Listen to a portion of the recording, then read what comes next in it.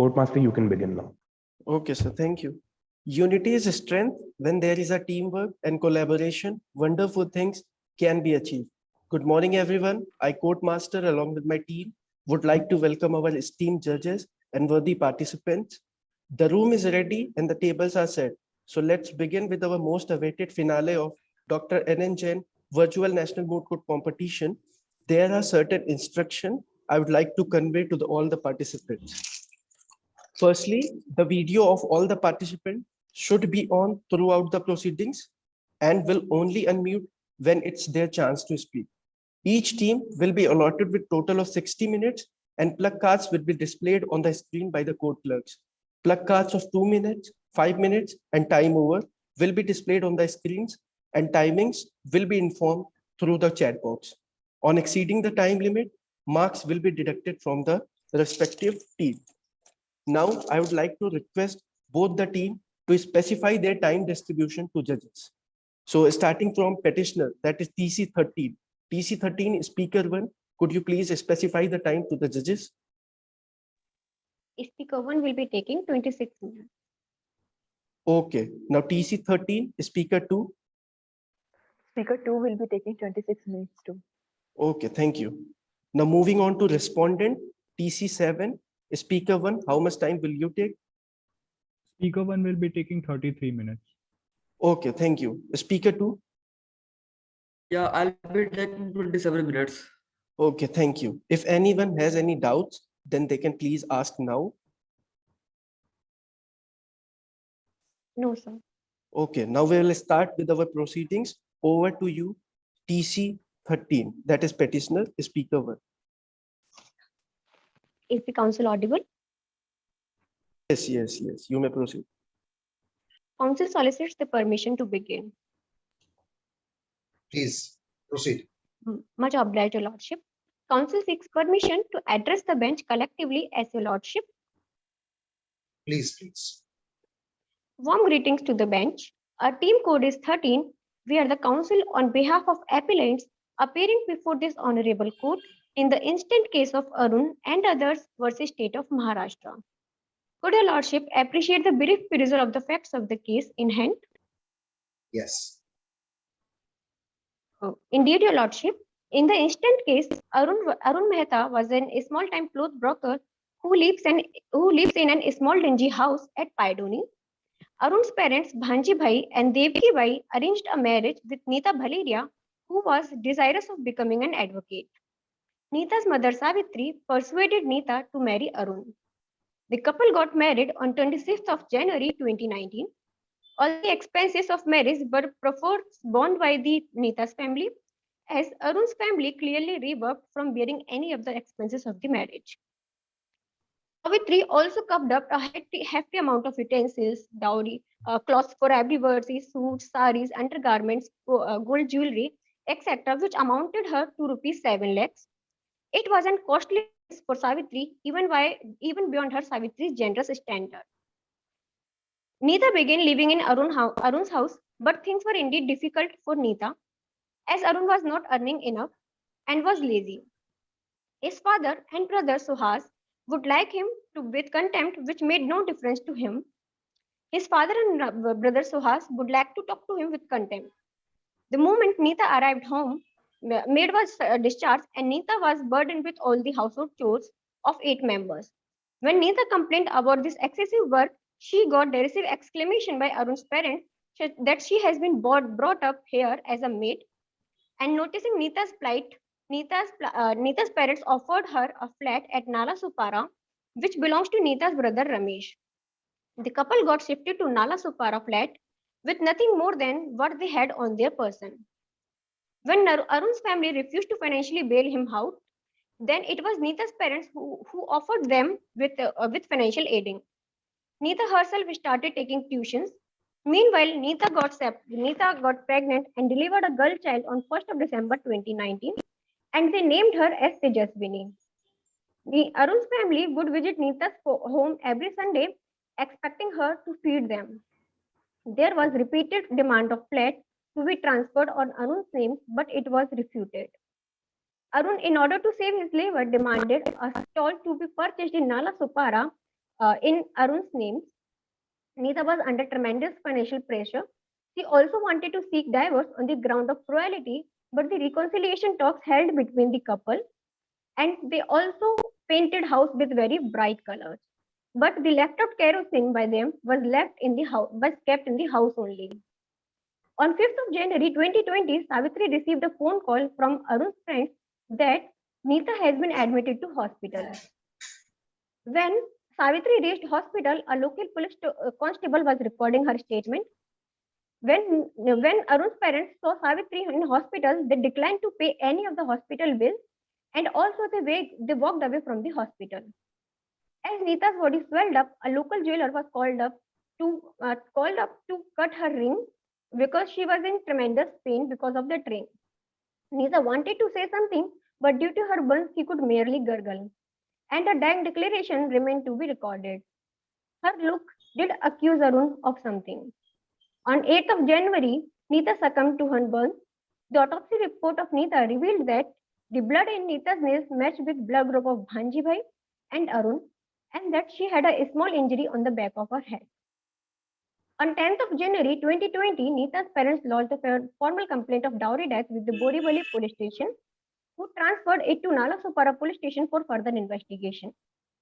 Further investigation revealed that the spouses live an unhappy marriage life and quarrel frequently.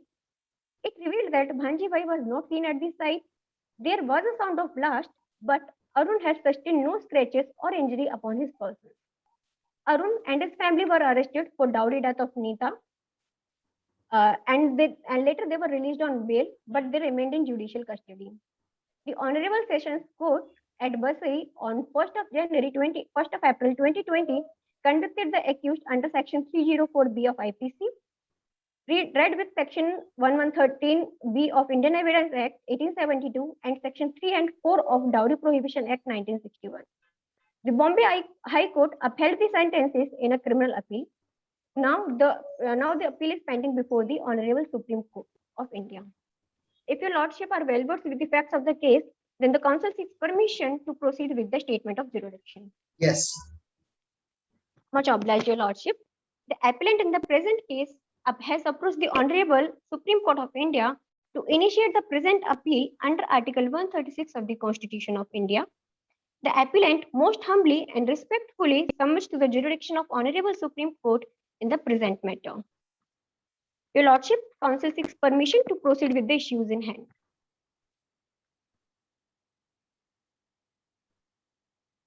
Please proceed. Much obliged, your lordship. Your lordship, in the present case, there are four major issues. Issue number one is whether the SLP is maintainable. Issue number two is whether the respondent was subjected to cruelty. Issue number three is whether the appellants can be held guilty under Section 304B of IPC. And issue number four is whether the Sessions Court and High Court were correct in convicting the accused on the charge under Section 304B of IPC. Your lordship, first and second issue will be dealt by the council, and third and fourth issue will be dealt by the co-council. Now the council seeks permission to proceed with the first issue. Please proceed. Ma'am, you may not seek permission all the time. You may straight go on to the heart of the matter. Indeed, your lordship. Your lordship, in the first issue, there will be three submissions. Issue number one is that the appellant has locus standi to approach this honorable court. Sub-issue number two is that the High Court has not considered the entire gamut of evidences properly.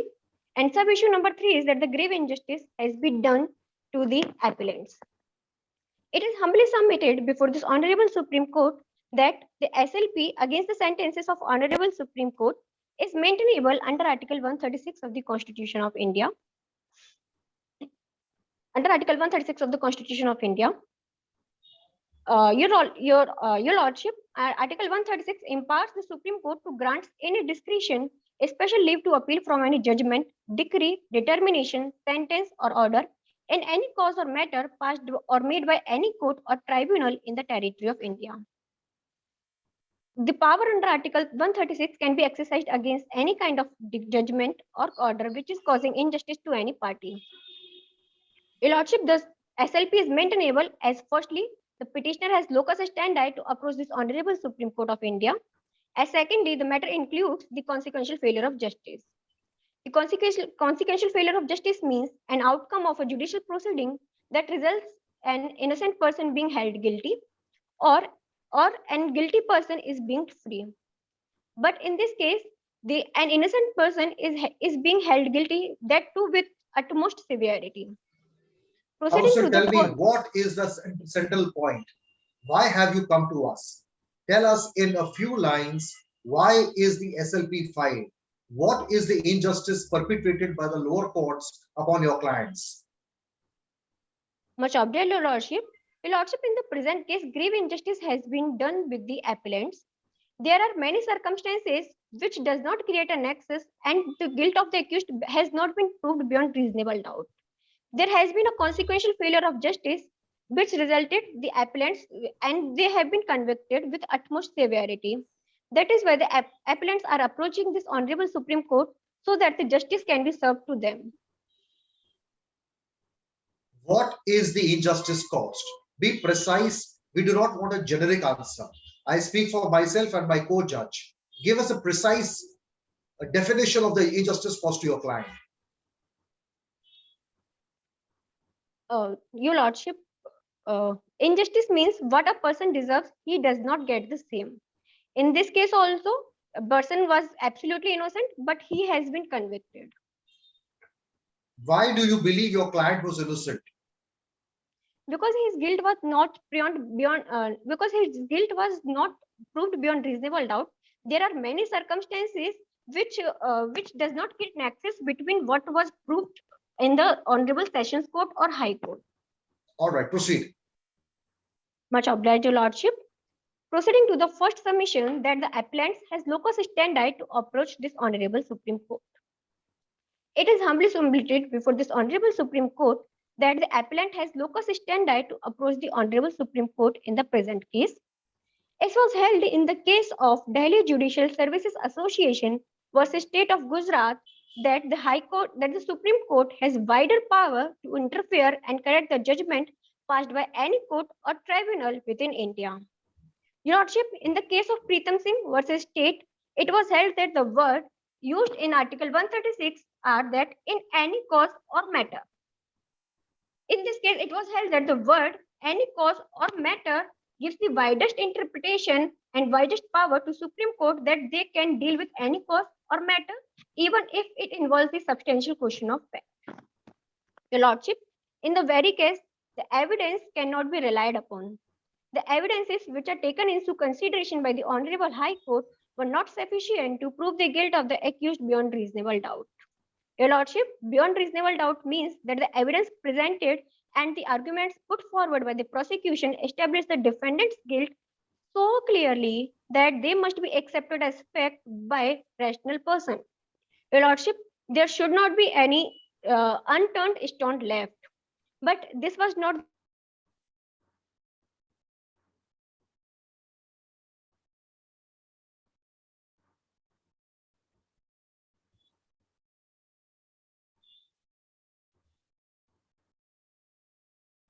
Is the speaker frozen? Yes, I think there's some network issue. am I audible? Yes, please proceed. Much obliged, Your Lordship. In the very case, the evidences cannot be relied upon. The evidences which are taken into consideration by Honorable High Court were not sufficient to prove the guilt of the accused beyond reasonable doubt. Your Lordship, beyond reasonable doubt means the evidences presented and the arguments put forward by the prosecution establish the defendant's guilt so clearly that they must be accepted as a fact by any rational person. There should not be any unturned stone left. But Your Lordship, this was not the case in this case.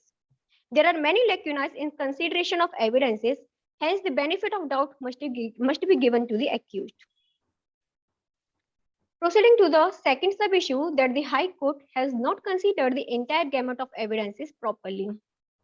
It is most humbly submitted before the Honorable Court that the appreciation of evidence was not proper and the judgment of High Court was liable to be set aside because there are certain silent features of the case that were not properly appreciated by Honorable High Court and were not given due weight by the High Court.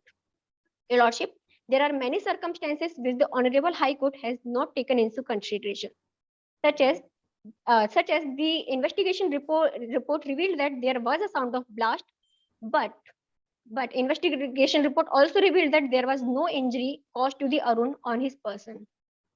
Secondly, Your Lordship, the autopsy report of Neeta revealed that there was blood in Neeta which matches to the blood group of Arun and Bhanjibai. But at the same time, the investigation report revealed that Arun has sustained no injury on his person.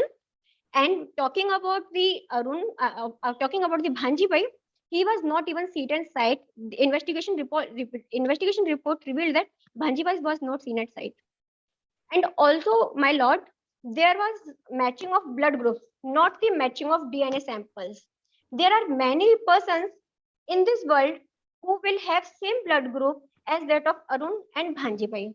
But it does not mean that the blood which was found in Neeta's nails is that of the Arun and Bhanjibai only. Proceeding to the third submission, that the grave injustice has been done to the appellants. Your Lordship, it is most humbly submitted that the court before the court that grave injustice has been done to the appellants in the present case. All the circumstantial evidence clearly established that the High Court didn't use its faculty. In the case of State of Maharashtra versus M.H. George, it was held that it is also pertinent to note that Supreme Court doesn't interfere with the sentence passed by the lower courts unless there is an illegality in it or is unjust in the facts and circumstances of the case. It is unduly lenient, and it involves any question of principle or where the High Court doesn't exercise its discretion on the question of sentence. If your Lordship are satisfied and have no questions, then Council seeks permission to proceed with the second issue. Sure, proceed. Much obliged, your Lordship. Issue number 2 is whether the respondent was subjected to cruelty, and this issue will be having 3 submissions: that the household chores does not amount to physical cruelty. Sub-issue number 2 is that financial instability is not mental cruelty. And sub-issue number 3 is that the derisive exclamation by in-laws does not amount to cruelty. Your Lordship, it is humbly submitted that the appellant is not guilty under Section 498 of IPC 1860. Section 498A of IPC states that whoever, being the husband or the relative of the husband of a woman, subject such woman to cruelty shall be punished with imprisonment for a term which may extend to 3 years and shall also be liable to fine. And the explanation to such section provides that cruelty means any willful conduct which is of a nature as is likely to derive a woman to cause grave injury or danger to life, limb, or health. It may be mental or physical of the woman or harassment of the woman, where such harassment is with a view to coercing her or any person relating to her to meet any unlawful demand for any property or valuable security, or is on account of failure by her on any person related to her to meet such demand. Proceeding to Counsel, the Counsel, 1 minute, stop. The fact sheet says that the reason why the victim girl was married into the family of the accused is that they wanted a maid. They wanted a maid without a price. Don't you think this is cruelty enough as regards the victim girl is concerned? How do you justify your client's stand on this? Your Lordship, in the fact sheet, it is given that there was an derisive exclamation by in-laws that she has been brought into home as in maid only. Your Lordship, it was a derisive exclamation. The literal meaning of derisive is being humorous or being sarcastic. So the sarcastic remark cannot be termed as cruelty, as in any house and in any house there are jokes goes on, and on the top of it, household chores cannot be amount to cruelty. A woman, it is expected that every woman after marriage he has to perform some household chores. It is a daily performer. So, Your Lordship, it cannot be termed as cruelty. So you mean to say that your client can pass politically incorrect jokes on the house, and when it becomes a part of the fact sheet, your client is not responsible for cruelty. Is that your argument? Don't Yes, you Your agree to the Lordship. politically incorrect statement? Pardon, Telling Your a Lordship. woman when she's newly married, when she comes in the house, that you have been brought in only as a maid, Do you think this is the right way to deal with a newly married woman? What is your take on this subject, counsel? Indeed, your lordship, it is a wrong comment, but it was not what the in-laws didn't mean it. It was a derisive exclamation. Proceed. It's okay. Much obliged, your lordship. Proceeding to the first submission that the household cost does not amount to physical cruelty. Your lordship, in the case of Krishna Lal versus Union of India and Arvind Singh versus State, it was held that to establish cruelty, the prosecution has to establish two things. Firstly, the willful conduct of the offender, and secondly, the nature of such conduct was likely to derive a woman to commit suicide or to cause grave injury or danger to life or limb. But your lordship, in the present case, there was not any willful conduct which is of such a nature as is likely to derive the woman to cause any grave injury or danger to his life or health. As can be inferred from the facts of the case that due to paucity of money on part of appellants, respondent was burdened with household chores, as hiring of maid was beyond their generous standards. Performance of household chores like cooking meals, brooming, dusting, clearing utensils cannot be termed as element of cruelty. In any case, as in given in the facts that the deceased respondent was a desirous advocate, so it can be inferred that all this work might seem to be excessive to her, which is not the case in reality, as doing household chores after marriage is a normal performance. In the case of state of West Bengal versus Orilal, state of West Bengal versus Orilal Jaiswal and another, it was held that if a person is hypersensitive to an ordinary petulance, discord, and difference in domestic life quite common to the society to which the person belongs, and such petulance, discord, and difference were not expected to induce similar circumstances, the conscience of the court should not be satisfied for basing a finding against the accused. Counsel, I Proceed. answered this question. This is again a question from a sociological perspective. The victim girl was made to do all the household chores. Your client, Arun, was a lazy man according to the fact sheet. Could Yes, not Arun work at home, clean up the utensils, allowing the victim girl to go and work? Was it not possible? Why do you believe that only women should work in the household? Why men cannot work? Why is it that your client, Arun, enjoys all the luxuries of life while a qualified, competent girl has to do the household chores? Why do you justify this on the part of the woman? Indeed, your lordship. There is nothing wrong doing boys' household chores, but in this case, Arun was lazy. But even then, he was earning. He was not earning enough to meet the month's end, but although he was earning, so it cannot be said. It cannot be said that he has to work. He has to work the household chores as nothing Okay, wrong in proceed, doing proceed. household chores. Proceed. You are running short of time. Proceed. Indeed, your lordship. Moving to the second submission, that the derisive exclamation by in-laws does not amount to cruelty. Your lordship, in the case of Manjuram versus State, it was held that the petty quarrels cannot be termed as cruelty to attract the provisions of Section 498A of IPC. And in the case of Kamish Panjir versus State of Bihar, it was held that every quarrel between husband and wife and relative cannot be treated as cause of dowry death. If your lordship are satisfied and have no queries, then the further issues will be dealt by my co-counsel. Just one question. You talked about that blood group. Was there any chance of any other person being in the house at that moment? You said DNA test should be there, but blood group test has been done.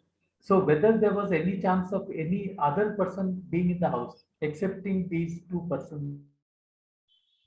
Indeed, your lordship, the facts are silent regarding whether there was any person at home or not. What we can rely is on the autopsy report and the investigation report. Investigation report reveals that that Arun has sustained not even a single injury. Your lordship, Neeta had blood in her nails. So if she had caused any of the injury to Arun, then he must have any scratch or any injury upon her person. But investigation report revealed that he has not even a single injury upon his person. So a nexus can be drawn that the blood which was found in Nita's nails belonged to someone else because the blood group were matched. There are many persons in the world who will have the same blood group, but it does not mean that it belongs to the particular person only. But if no one has a chance to be there, so can we apply the last seen theory? Your Lordship, it is agreed that Arun might have been there, but facts are silent that whether he was there or not. And on the top of it, there are two blood samples found in Nita's nails, that two of Arun and Bhanjibai. Bhanjibai was not seen at site according to investigation report. So we can draw nexus that if Bhanjibai was not seen at site, then how his blood was found in the nails of Nita. So the facts are not proving the guilt of the accused beyond reasonable doubt. So benefit of doubt must be given to the appellants. Okay. Much obliged, Your Lordship. It was an absolute pleasure arguing before this honorable court. The honor is also ours. Proceed. Thank you. Next. Greetings to the bench. Council seeks permission to proceed with the third issue. Please proceed. Much obliged, Your Lordship. Your Lordship, under third issue, that is whether the appellant can be held guilty under Section 304B of Indian Penal Code, Council will be making three key submissions. Firstly, that there was no dowry demand. Secondly, that the demand of money for business is not a dowry. And thirdly, that there was not a proximity between the alleged dowry demand and the death of the deceased. Your Lordship, the third issue, that is whether the appellant can be held guilty under Section 304B of Indian Penal Code, it is humbly submitted before the Honorable Court that the appellant cannot be held guilty for the offence of dowry death under Section 304B of Indian Penal Code, as it does not fulfill the essential ingredient of Section 304B. Your Lordship, the Section 304B provides that when the death of a woman is caused by burns or bodily injuries or otherwise under normal circumstances within 7 years of marriage, and it is shown that soon before her death, she was subjected to cruelty or harassment by her in-laws or relative of her husband for or in connection with the demand of dowry, such death shall be called dowry death, and the husband and relative shall be deemed to have caused death. Your Lordship, there are 5 key elements for the dowry death which must be fulfilled to bring the accused under the ambit of dowry death. First, that the death must be caused by burns or bodily injuries or otherwise under normal circumstances.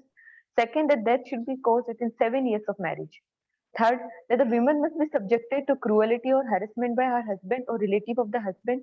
Fourth, that the cruelty or harassment must be for or in connection with the demand of dowry. And fifth, the cruelty or harassment should have been meted out to the woman soon before her death. Your Lordship, here the Council would like to highlight that according to the facts of the cases, the first 2 elements of the dowry death, that is the death caused by burns or bodily injury, and within period of 7 years are prima facie fulfilled. But when we look through the other 3 elements, they remain to be fulfilled here. Your Lordship, now moving on to the first key submission of the third issue, that there was no dowry demand. It is humbly submitted before the Honorable Court that according to Section 3, Subsection 2 Dowry Prohibition Act 1961, nothing comes under the definition of dowry which is given in the form of present to the bride at the time of the marriage. Here, Your Lordship, the thing to be noted is that without any demand having made in that behalf too. The Council would like to submit before the Honorable Court that in the given fact of the case, it can be observed that Nita's family, that is respondent's family, bore all the expenses of the marriage, but it was because appellant's family couldn't afford the wedding expenses due to the paucity of money. Your Lordship positively denied beforehand that the expenses of the marriage can't be borne by them due to the financial condition. This clearly showed that they had no intention to hide their financial condition from the respondent's family. Your Lordship, the fact that respondent's mother carved out hefty gifts amounting to 7 lakh rupees, and those gifts were merely customary gifts which were given to the bride. Your Lordship, neither there was demand by the appellant's family, nor did they compel the respondent family to give them so. Your Lordship, in the case of Vinod Kumar Shetty with the state of Punjab, it was held by the Honorable Court that a voluntarily and affectionate gift, traditional present, would be plainly outside the definition of dowry under the Act, And once it is so, the rest of the provision of the Act would become inapplicable. So it can be stated, Your Lordship, that the voluntary presents given to the bride at the time of the marriage are failed to fall under the ambit of dowry. Your Lordship, now moving on to the second key submission, that is the demand of money for business doesn't come under the ambit of dowry. It is humbly submitted before the Honorable Court that in the case of Vinod Kumar Shetty with the state of Punjab, it was held that the Honorable Court provided the definition of dowry. It stated that dowry means any property or valuable security given or agreed to be given at the time of the marriage by one party to the other party, or by parents of one party to the marriage, or by another person to the parents of the other party, or to any other person. Your Lordship, in the case of Rohtas with the state of Haryana, it was held that the demand of money for establishing a business is not necessarily a dowry demand.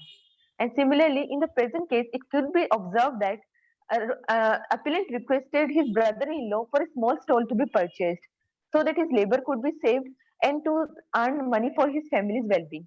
Your Lordship, here the demand was mere for establishment of the business. Thus, it doesn't come under the ambit of dowry.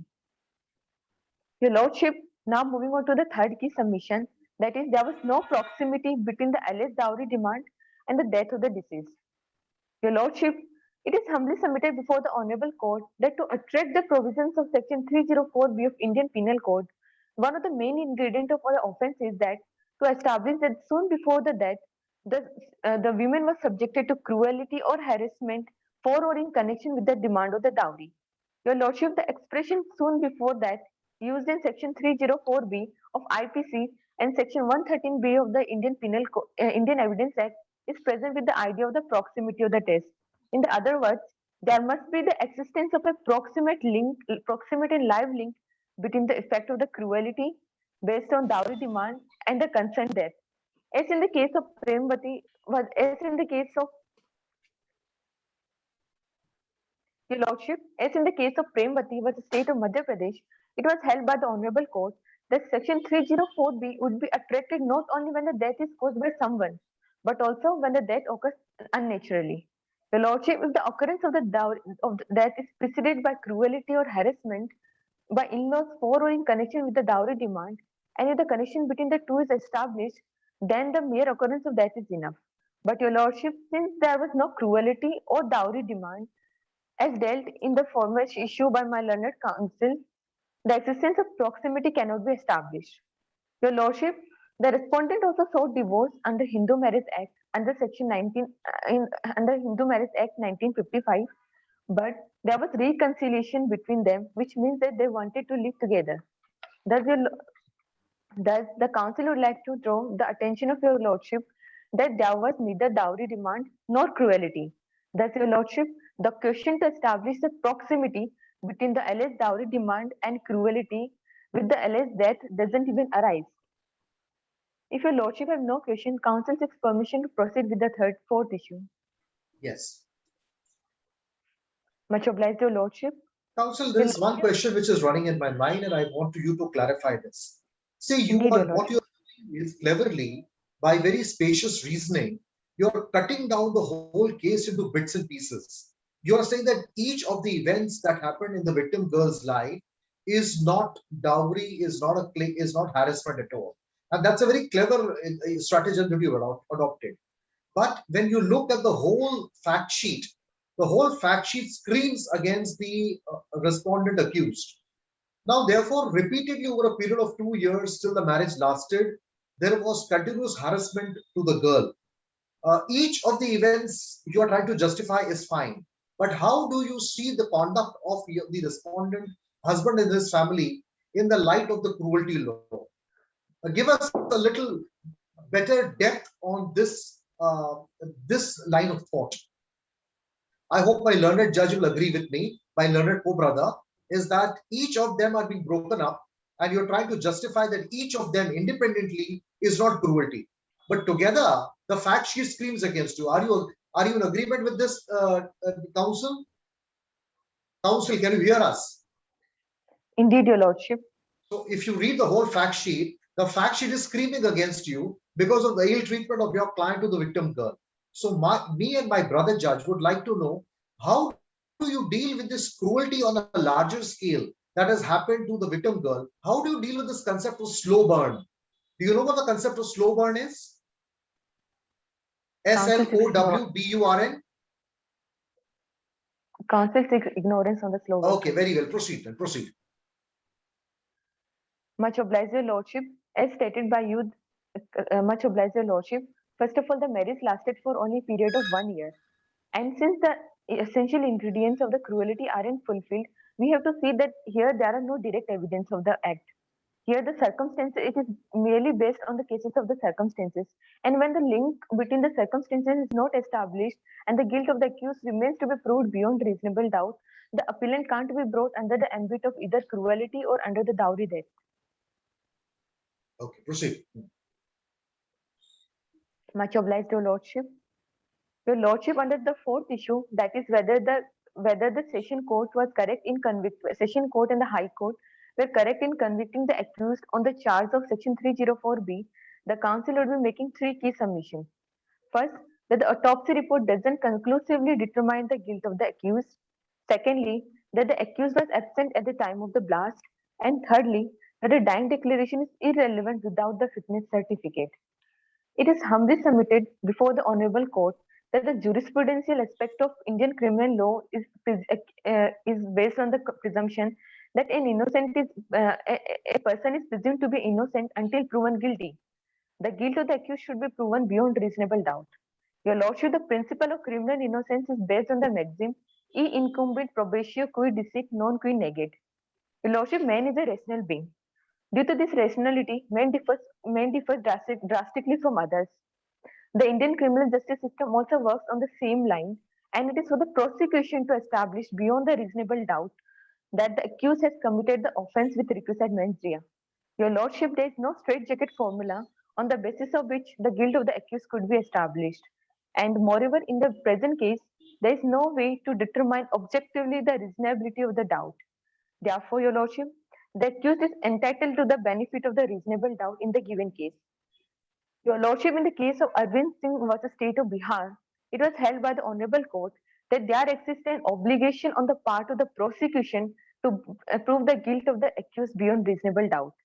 Criminal jurisprudential system of the country has been to that effect, and there is neither any departure nor any escape therefrom. Your Lordship, in the given cases, there were many instances where the various circumstances in the chain of the evidence were not established clearly, and even a single chain breaks away, the chain of the circumstances gets snapped, and other circumstances cannot be proved in any manner to establish the guilt of the accused beyond reasonable doubt. Your Lordship, in the case of General Lal Das for the state of Orissa, it was held by the Honorable Court that in the absence of clear and cogent evidence pointing to the guilt of the accused, the proof of motive, however adequate, cannot sustain a criminal charge. Your Lordship, now moving on to the first key submission, that is, the autopsy report does not conclusively determine the guilt of the accused. It is humbly submitted before the Honorable Court that the autopsy report of the Nita revealed that she had blood in her nails, which matched with the blood group of Bhanjibai and Arun. Your Lordship, it is nowhere mentioned in the autopsy report that the sample found in Nita that was matched with that the DNA test was conducted to match with the blood group of Bhanjibai and Arun. As here only the blood groups are similar and that no DNA test was conducted to scrutinize it, this cannot be regarded as sufficient evidence to convict the appellant due to its vagueness. Your Lordship, now moving on to the second case submission, that the accused was absent. 1 minute, counsel, just a minute. Indeed, Your Lordship. This is a very strong argument that you're making, is that just because the DNA testing was not done, Arun and Bhanjibai probably were not there.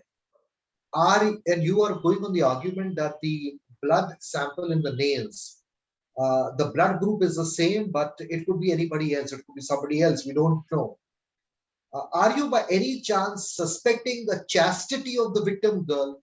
Are you saying that the victim girl was visited by somebody else? What is a probable theory that you're propounding? Your denial is fine. I accept your denial that Arun and Bhanjibai probably were not responsible. But then how could their blood be in the nails of the victim girl? Are you tangentially suggesting that she was visited by another male with a similar blood sample, are you suspecting her chastity? Are you getting what I'm trying to say? Indeed, your lordship. What is your take on this? Your denial is fine, but give us your honest thoughts. Indeed, your lordship.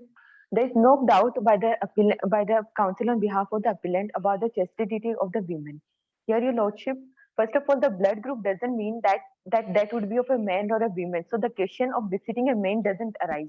Here, there is no question that she was visited by a male. And secondly, Appreciate your it. lordship. And secondly, your Proceed. lordship. Indeed, your lordship. Secondly, your lordship. Here, the contention is that the autopsy report shouldn't be considered in conviction of the appellant, as it doesn't even establish a nexus, because that there was no DNA test conducted. So the relevancy of the DNA autopsy report is being questioned here. That how can, on the basis of the blood, appellant and the appellant could be even brought under the suspicion. Proceed. We understand. Much obliged, your lordship. Your lordship, now moving on to the second key submission, that the accused was absent at the time of the blast. As revealed by the investigation, that there was a sound of the blast at the time of the incident, but the investigation also revealed that Arun had sustained no scratches and injury upon his person. Your lordship, when there had been a blast so severe that it caused the third-degree burns to a respondent, it rules out the possibility that if any other person would have been present, he wouldn't have escaped even a single injury. Thus, a reasonable nexus can be drawn that the appellant was not present at the site. Therefore, your lordship, it can be observed that the appellant was not involved in the injury caused to the respondent. The council would also like to highlight, your lordship, that in the case of Bakshish Singh v. State of Punjab, it was held that circumstances should be of conclusive nature, and the tendency should be as such to exclude every hypothesis but the one proposed to be true. The Honorable Court in the case of UP versus Satish Chandra held that the chain of evidence should be so complete as not to leave any reasonable ground for the conclusion consistent with the innocence of the accused, and must show that all human probability that the act must have been done by the accused, and the evidence produced by the respondent prosecution should be of such a nature that it makes the conviction of the accused sustainable. But your lordship, it can be observed that the chain of the circumstances was never established in the given case. Thus, it renders all the possibility improbable to establish the guilt of the accused. Your lordship, now moving on to the third case submission, that the dying declaration is irrelevant without the fitness certificate. It is humbly submitted before the honorable court that the dying declaration of the deceased remained to be recorded, as she was come to her injury. Your lordship, the honorable apex court has held in several cases that the dying declaration made by the deceased before coming to her injuries should be made in a fit state of mind, and then only it can be held reliable. Your lordship, it is not safe to convict an accused person merely on the basis of the evidence furnished by a dying declaration without any further corroboration, because such statement is neither taken on oath, neither there is any cross-examination to that statement. Your lordship, also the person making such dying declaration might be drawing upon his imagination at the time when he was making the declaration, or he might be mentally or physically in a state of confusion. Your lordship, in the case of Kansras versus State of Punjab, it was held by the Honorable Supreme Court that the words as to any circumstances of the transaction which resulted in the death appearing in section 32 clause 1 of Indian Evidence Act makes it clear that the circumstances resulted in the death must have a proximate relation to the actual occurrence. Your lordship, in other words, the statement of the deceased relating to the cause of the death or the circumstances of the transaction that led to the death of the deceased must be sufficiently and clearly stated with the actual transaction. Your lordship, dying declaration is inadmissible on its face because it is incomplete, and one could not even tell what the deceased was about to add. Your lordship, it is humbly submitted before the honorable court that in order to have a valid dying declaration, mental fitness of the deceased must have been examined. The two things which the court must take care for examining the dying declaration are that it is not the result of coaching, tutoring, or promoting of somebody. And secondly, your lordship, that the deceased was in a fit state of mind to make the statement, and that her statement was not made without any enmity. Your lordship, in the present case, Dr. Siddharth Dave's report clearly stated that Nita was critically burned and she had sustained third burn degree, as a result of which she could only gurgle. Your lordship, Thus, according to Dr. Dave's report, it could be interpreted that Nita was not in a fit state of mind, as anybody who has sustained such a severe burns cannot be presumed to be in the fit state of mind. And on the top of it, there was no fitness certificate to certify that she was in the fit state of mind. Thus, if there is any slightest doubt about the mental soundness of the maker of the dying Counsel, declaration, are you not very contradicting yourself? A person who's about to die, will that person be fit? I mean, how can both things be true? You're contradicting yourself. The fact that the victim girl made an accusing finger at the husband and her family and his family, is that not indication enough that she blames them? How could a dying person be fit? How can you have a fitness certificate? It is contradictory to each other. If the person is physically or mentally fit, then the person is not about to die. So, counsel, maybe you can elaborate on this with your imagination. I hope my co-judge agrees with me on this. So please give a little elaboration on this. Indeed, Your Lordship. First, on the basis of the dying declaration, the another innocent person is going to be convicted. So the question of the fit state of mind does arise here. And Your Lordship, it is indeed agreed that the person who is under the expectancy of the indeed, Your Lordship, the section 32 clause 1 clearly mentioned that the person need not be in the expectancy of death. Here, if on the basis of the statement somebody is to be accused and to be convicted, there has to be certain relevancy about that statement. It can't be always presumed that if the person who is under the expectancy of the death, then the statement made by that person should be held relevant. And Your Lordship, here it might be here as the respondent had suffered third burn degrees, she was not even in the fit state of mind. So, on the basis of her accusation or basis of the hard look, it can't be derived that she was accusing the appellant about something. All right, proceed. Yes. Much obliged, Your Lordship. Thus, the council would like to conclude by stating that the absence of the element of Section 304B of Indian Penal Code and the presence of insufficient and unreliable evidences against the appellant rules out the possibility of the involvement of appellant in the death of the deceased. If Your Lordship are satisfied and have no further queries, council seeks permission to proceed to the prayer. Please. Much obliged, Your Lordship. Your Lordship, therefore, in the light of the issue raised, an argument advanced, and authority cited, the appellant most humbly submits before the Honorable Supreme Court that it may kindly set aside the judgment of the Honorable High Court and we may be pleased to adjudge that the decision of the High Court was not correct, and the appellant are guilty of offence under Section 30 are not guilty of offences under Section 304B of Indian Penal Code, read with Section 113B of Indian Evidence Act and Section 3 and Section 4 of Dowry Prohibition Act. The appellant also most humbly submits before the Honorable Court that it may kindly allow the appeal filed by the appellant and may make any other order as it may fit in the interest of the justice, equity, and good conscience. For this act of kindness, the appellant shall duty bound forever pray. Much obliged, Your Lordship. It was an absolute honor to argue before the Honorable Court. Counsel, one thing. Do you want any costs from the state of Maharashtra for malicious prosecution?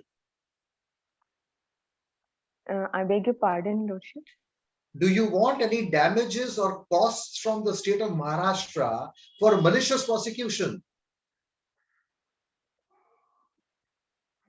You don't want any money for having harassed your client for so many years. Do you know the concept of costs and damages? Indeed, Your Lordship, but here the council. You don't want any money from the state of Maharashtra for having harassed your client?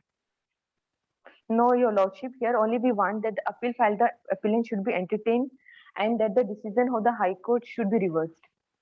All right. So no costs to be awarded. I hope my brother judge agrees with me.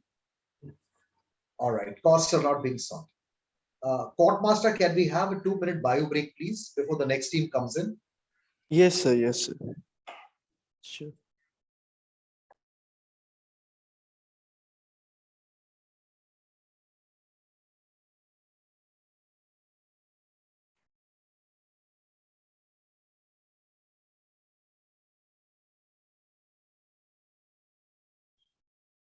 Now I would like to call upon TC7 to start with their proceedings. Greetings, may it please the court. This is the counsel on behalf of the respondents in the matter Arun Mehta and others versus State of Maharashtra before the Honorable Court. Before proceeding any further, the counsel would like to seek permission of the bench to collectively address it as your lordship. Please. Much obliged, your lordship. The counsel will be taking 33 minutes of the court, and the co-counsel will be taking 26 minutes of the court for the purpose of their oral arguments. If your lordships are well versed with the facts of the case, the counsel would like to proceed with the issue. Please. Much obliged, your lordship. So, your lordship, the counsel will be dealing with two issues. The first is whether the appeal is maintainable, and the second is whether the appellant family subjected the deceased to cruelty. So, lordship, if I am going to deal with the first issue. So, lordship, it is the issue of maintainability of this very petition. So, lordship, it is humbly submitted that the appeal is not maintainable. It is to be noted that Article 136, through which the appellants have approached the Honorable Supreme Court, does not confer a right to appeal, but merely a discretionary power to the Supreme Court to be exercised for satisfying the demands of justice under exceptional circumstances. So, lordship, if we could please refer to para 2 of page number of citation number 2. Therein, in Preetham Singh versus the state, the Supreme Court held that the power under Article 136 is to be exercised sparingly and in exceptional cases only. Moreover, your lordship, in para 4 of page number 2, various case laws have been mentioned in which Supreme Court has criticized the approach of settling private disputes under Article 136, stating that it would lead to confusing results and lack of precedents. Lordship, this is exactly what would be happening in the present appeal to if we allow this. Moreover, your lordship, if you please refer to para 7 of page number 3, citation number 12, the case law of Meher Singh versus Sri Moni Gurudwara Prabandhak Committee has been mentioned. Therein, the Honorable Apex Court itself mentioned that it does not generally interfere with findings of the facts concurrently arrived at by the High Courts, unless there is a clear error of law, or unless some important piece of evidence has been omitted from consideration. Moreover, your lordship, para 8 of page number 3, citation number 13, mentions that the opinion of Supreme Court in invoking special leave petition is that the finding should be something that should shock the conscience of the court. However, the counsel is of the opinion that there has been nothing presented by the appellant that actually shocked the conscience of the court. It is rather certain presumptions that go against fact sheet that have been not even mentioned in the fact sheet. Moreover, there is this vilification of the victim that has been done by my learned counsel of appellants, and also there is this if we allow this appeal, then what would happen is that a degree of autonomy that the high courts are having, we will be interfering with that very degree of autonomy. The council believes that high court should be given certain amount of autonomy of their own, and Supreme Court should not interfere in all matters of them, because the high courts as well as the trial courts too, the entire justice system of India should not be always in question. It should definitely work in accordance with law, but there should be a degree of autonomy that the court should have. And by allowing this appeal, what would happen is that we will be compromising with that very degree of autonomy. Moreover, your lordships, anyway, there are certain obligations that the respondents are bound to establish, and we acknowledge them. And to make the contention of ours clear, we will delve into the peculiarities of the arguments in favor of the respondents to illustrate it before the Honorable Court that the fulfillments of provisions to invoke the charges wherein the appellant family is made liable by the trial as well as the Bombay High Court stands correct. So, Lordship, now I will move on to issue 2 to exactly prove how exactly the element of cruelty has been omnipresent in the matter. Your Lordship, it is most humbly submitted before the Honorable Court that the accused persons are guilty for committing the offense of cruelty under Section 498 of the IPC. The veracity of the claim can be substantiated by three contentions of ours. The first of which is that the mental agony of Nita from the conduct of her husband and in-laws amount to cruelty. So, Lordship, first we have to acknowledge the fact that cruelty can be both mental or it can also be physical. It was also illustrated in the arguments of my learned counsel for appellants. Moreover, Your Lordship, please refer to Satpal versus State of Haryana, which has been mentioned in para 3 of page number 4, citation number 19. Therein, the Supreme Court acknowledged that mental cruelty is of different shades. It mentions several types of cruelty. So therein a few types of cruelty have been mentioned. I would like to point three of what have been mentioned. It includes verbal or emotional insulting or ridiculating or humiliating a woman. It can be depriving her of economic resources or essential amenities of life.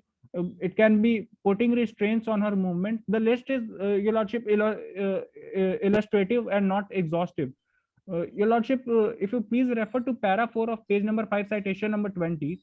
Therein, in Samar Ghosh versus Jaya Ghosh, the Supreme Court was of the view that no one fits all definition of cruelty exists. Neither the court should try to formulate one. So, Your Lordship, this in itself holds that the assessment of cruelty is not an objective but a subjective test that needs to be determined through intriguing the mental perception of the victim. We have to analyze the mental agony that the victim was going through, the veracity of the mental agony, Your Lordship, to be very precise. Your Lordship, the burdens on Nita, the deceased, the consistent demands of her in-laws to ask her for making his family members transfer the flat or the stall, and the liability of her husband, who was nothing but a burden on her, or in simple terms, a curse to her living, all this to her living, and all this coupled together, Your Lordship, indicates a tremendous mental agony that Nita was undergoing. This, Your Lordships, fulfills the presence of cruelty in the present matter. Moreover, Your Lordship, just a second. Counsel Deputy, ask you one question. Yes, sir. See, under criminal law, there is no doubt that there is villainous behavior on the part of the accused party. But without sufficient proof linking the death of the victim girl to the presence of the husband and the father-in-law, how did the courts below convict the accused party? Your Lordship, please do not go into the villainy of their family. The villainy, they could be the worst villains on the planet, and yet under criminal law they cannot be convicted just because their conduct is wrong. Otherwise, there will be no difference between Taliban justice and the inner system of justice. We cannot go by the reputation of the accused party. So please justify your stand as far as the last seen theory of the accused is concerned. That is the key to the whole matter. So either you do it or your co-counsel does it. Your Lordship, this will be covered by me only, and actually, to tackle this very question, the counsel believes that it is important to analyze the conduct of the victims, which do fall under the definitions of Section 498 of the Indian Penal Code. Okay, proceed. Your Lordship, Your Lordship. So, Your Lordship, the contentions that I have mentioned until now fulfills the presence of cruelty. Moreover, statements by her in-laws that she has been bought in consideration of a couple of meals and she must perform the household chores endlessly in a reasonable mind, Your Lordship, would constitute cruelty. As such a statement is indicative of the mere animal existence one has to undergo for the rest of her life by sacrificing her goals, wills, and wants. So this itself puts a tremendous amount of mental agony, Your Lordship, because Nita was married recently, and she came into an entirely new universe. So she was expecting, she herself was in a very new space, and such sort of hostile welcome at her home definitely would have caused a huge mental agony to her mind. Moreover, Your Lordship, now I will move on to the second contention of ours under the contention of us for cruelty, that the demand of transfer of flat constitutes cruelty. So, Lordship, cruelty under Section 304B is one of the elements, as was acknowledged by my learned co-counsel for appellant, learned counsel for appellants. Also, this cruelty of Section 304B, the definition of cruelty should be is to be taken from what has been mentioned under Section 498A, and this was held by Supreme Court itself in Shanti versus State of Haryana, which has been mentioned in page 6 of para number 9, citation number 29. Your Lordship, Section 498A of the Indian Penal Code clarifies what amounts to cruelty for the and for the purpose of Section 498A. We have to, for the purpose of understanding Section 498A, a better look at the explanations A and B would be a viable option for us. So, Lordship, explanation A mentions that any willful conduct which is likely to drive the woman to commit suicide or cause any grave injury or danger to life, limb, or mental or physical health to a woman is cruelty. This in itself shows a very broad definition of cruelty. It almost takes into consideration every possible sort of mental agony one might go through. And certainly this contention is omnipresent in the present matter in case of Nita.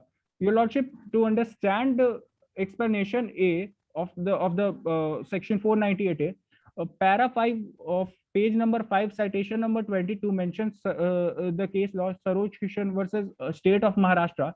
Therein the Supreme Court itself held that cruelty postulates such a treatment that causes reasonable apprehension in the mind of the wife that living with her husband will be harmful and injurious to her life. Your Lordship, this term life, I will reiterate this point, that living with her husband will be harmful and injurious to her life, and there should be a reasonable apprehension in the mind of the wife.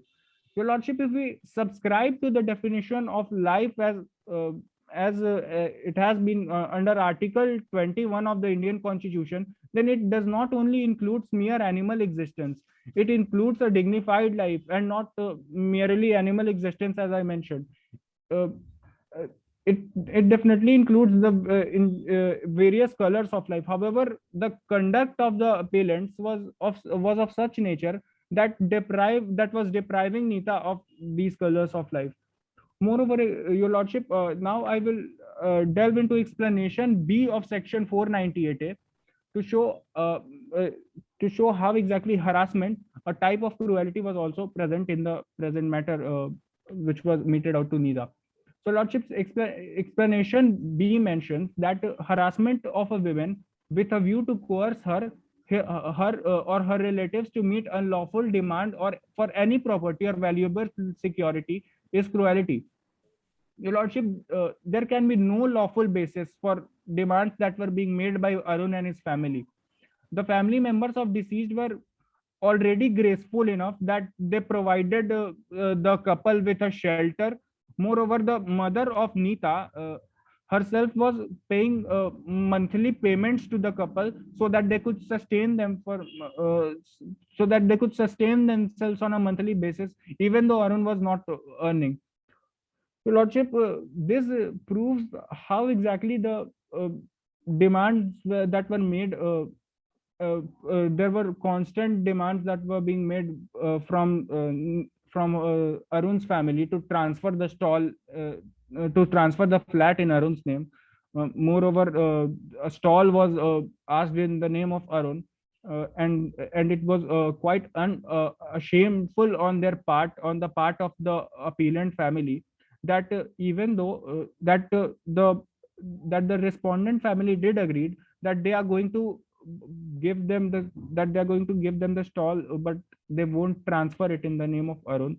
But the family still wanted it to be transferred in their name. Moreover, there can be no lawful basis for such sort of greed, because the grace in itself shows that it was they were doing the family, the respondent family were doing more than what they could have had afforded. Moreover, your lordship, now I will like to move on to the third contention of mine, which is that mens rea is not a necessary element to prove cruelty. So, lordship, as it has been common, their common upholding of criminal law, that there are four ingredients of criminal law. First is that there should be an involvement of a person definitely present in the matter. Then there should be mens rea, then there should be actus rea, and the fourth is that there should be an injury. So injury can be very well understood through our contentions of 304b of dowry death, and also cruelty, exactly what I am dealing with right now. So, lordship, now comes the actus rea and mens rea. So, lordship, mens rea is not a necessary element of to prove cruelty. This has been held by the Honorable Supreme Court itself in Suman Kapoor versus Sudhir Kapoor. If you refer to para 13 page of page number 7, citation number 39, therein it has been mentioned. Moreover, your lordship, in Mangu versus Prem, in the same para, citation number 40, the husband's failure to protect his wife from the acts of conduct of cruelty to other also amounts to cruelty on his part.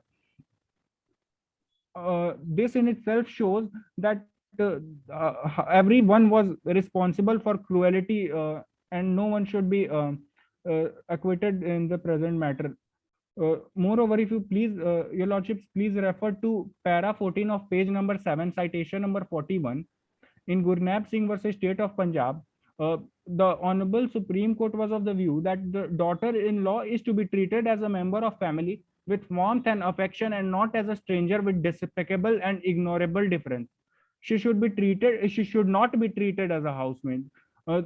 Your lordship, the same para mentions that if this isn't the case, then the degree of her mental agony could reach the extent of cruelty.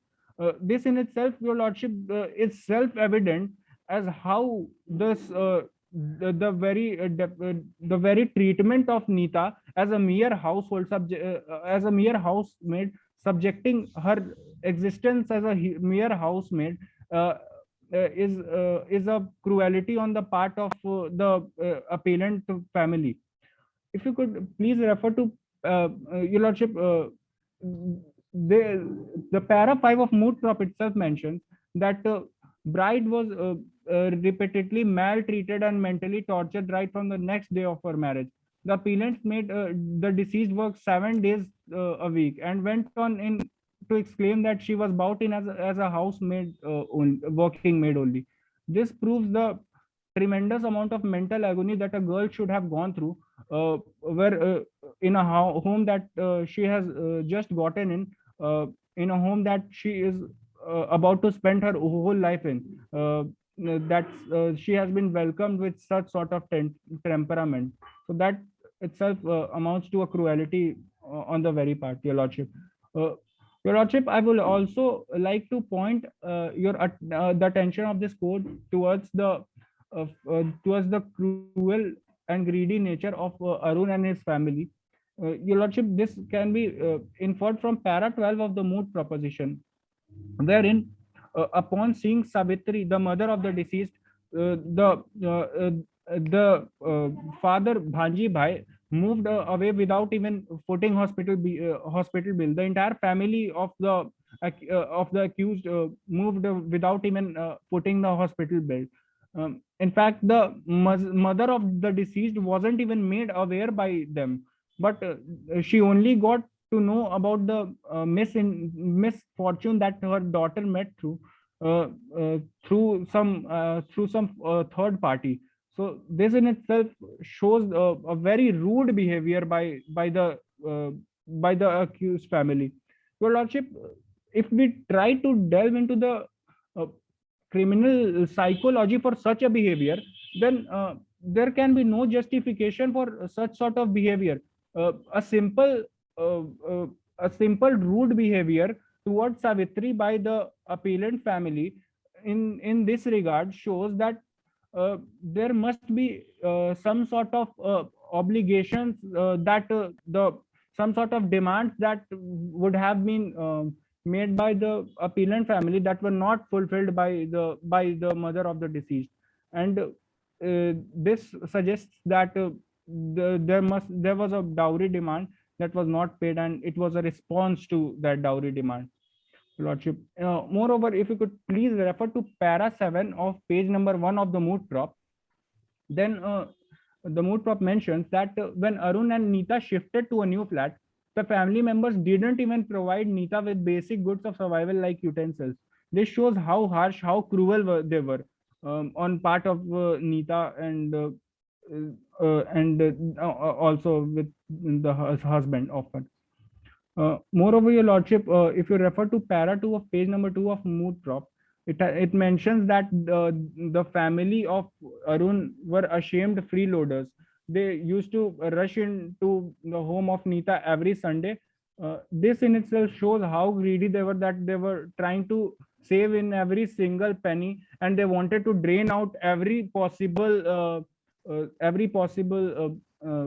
sort of savings that they could out of Neeta. They saw Neeta as nothing but as but merely as a tool to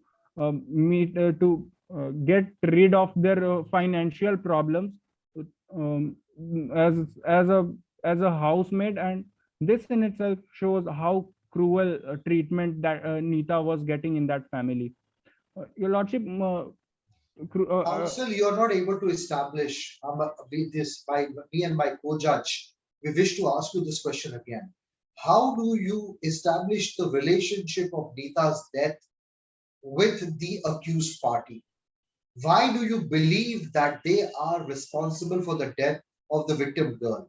Please establish this. As far as cruelty is concerned, we have no doubt that they were cruel, that's all right. But we cannot convict them just because they were cruel.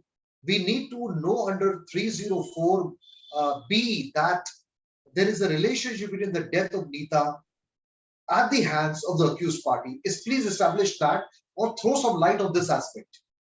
Your Lordship, so for tackling this question, a best possible case can be against us, can be inferred from what has been argued by my learned counsel for appellants.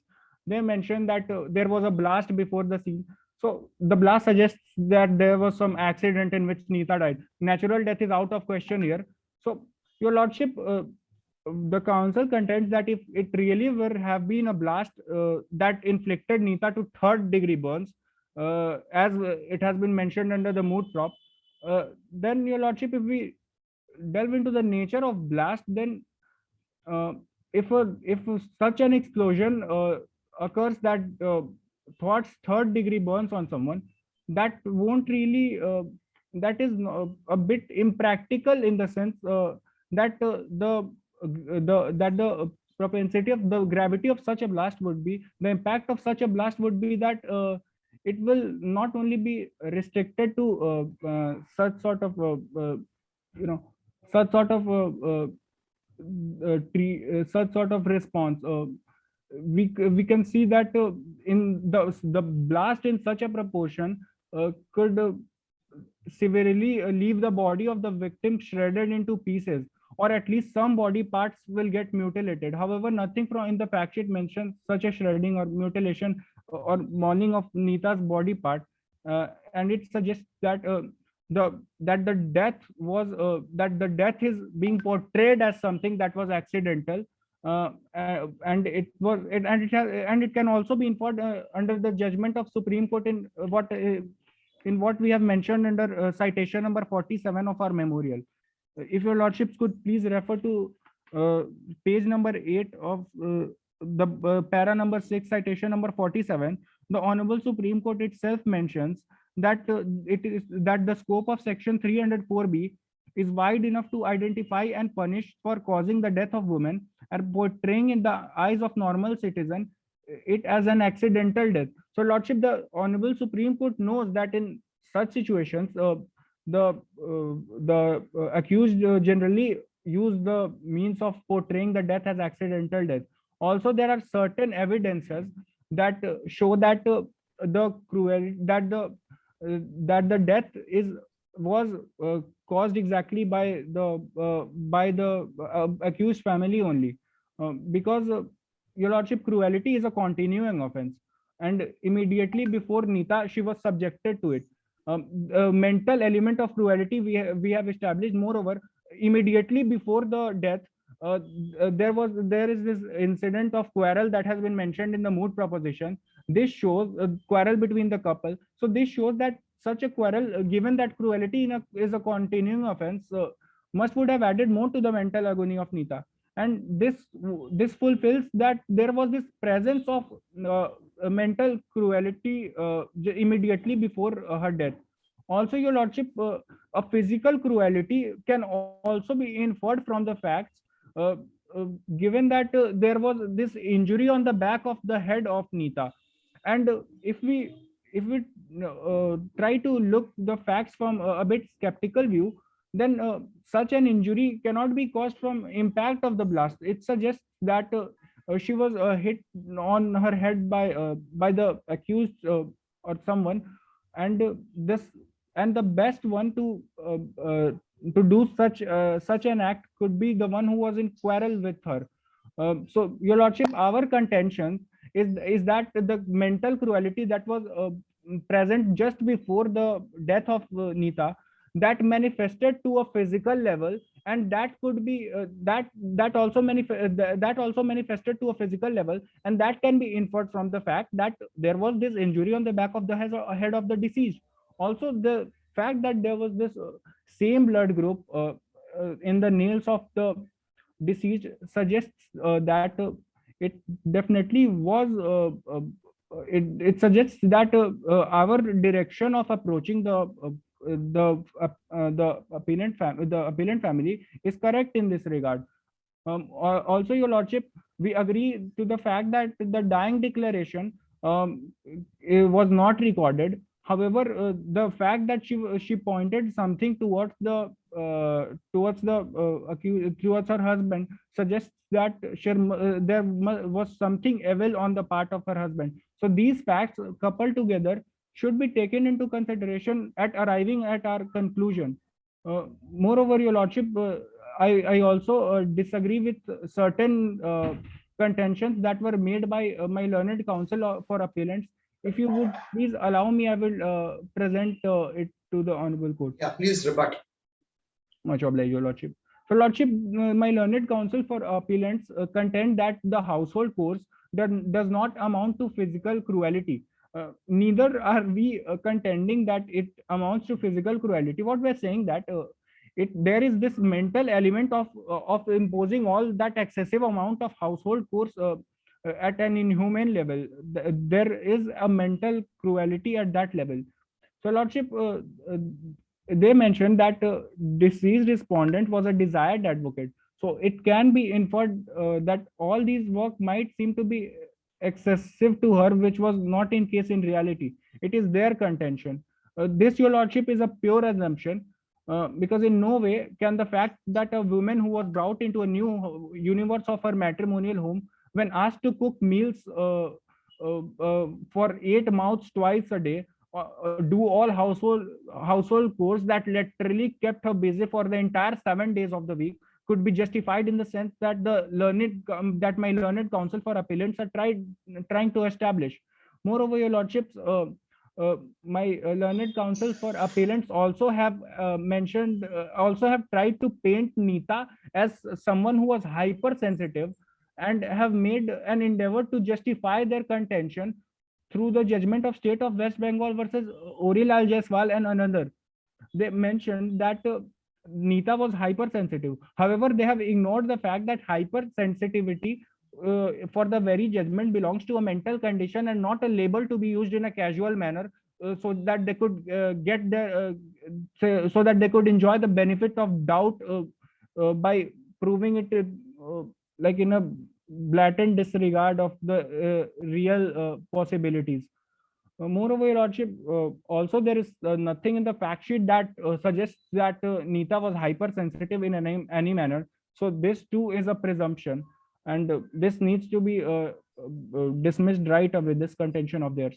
Also, Your Lordship, my learned counsel for appellants have mentioned that the financial instability is not a mental cruelty. We too agree that the financial instability is not mental cruelty. Our contentions is that the condition of accused persons is the causa causans of the cruelty meted out to Nita. They mentioned that the derisive or sarcastic words of accused of Arun's parents for Nita were due to incapacity of Arun.